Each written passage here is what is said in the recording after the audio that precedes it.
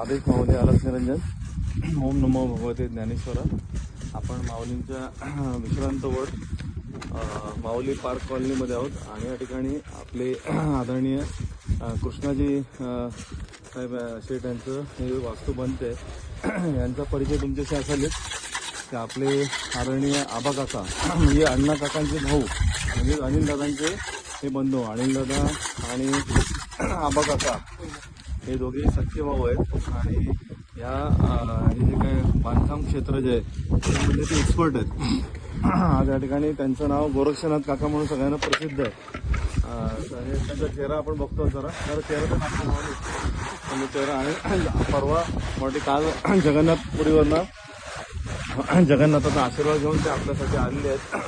तर या ठिकाणी मात्र मी जे बघतोय ते असं की या ठिकाणी मी माझ्यापरीने मला वाटते मी भले कॉन्ट्रॅक्टर बघितले. म्हणजे मी आता त्यांची स्तुती नाही करत आहे, सूर्य साक्षीला आहे, माऊली साक्षीला आहे. मी भले कॉन्ट्रॅक्टर बघितले.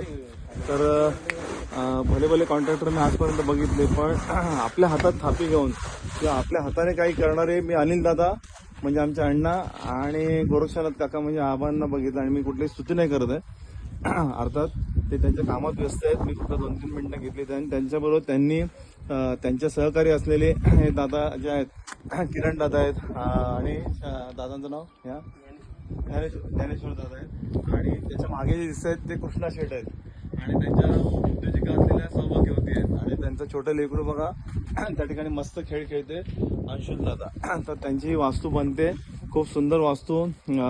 अनिल दादा आणि आबा काका सुंदर हृदयाने ते बांधतात. कारण कसं आहे भिंती हाताने बांधायची असतात आणि वास्तू देवता जी आहे ती हृदयाने बांधायची असते. तर असं अनिल दादा आणि आबा काकांचं हात त्याला लागले आहेत.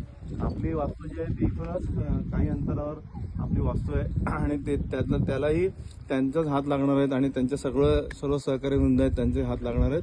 पण लवकरात लवकर कृष्णा शेठची वास्तू आमच्या उत्तम त्यांनी संपन्न करावी असे माऊलीकडे प्रार्थना करतो. ओम नमो नाथ गुरुजी. आदेश अलख निरंजन.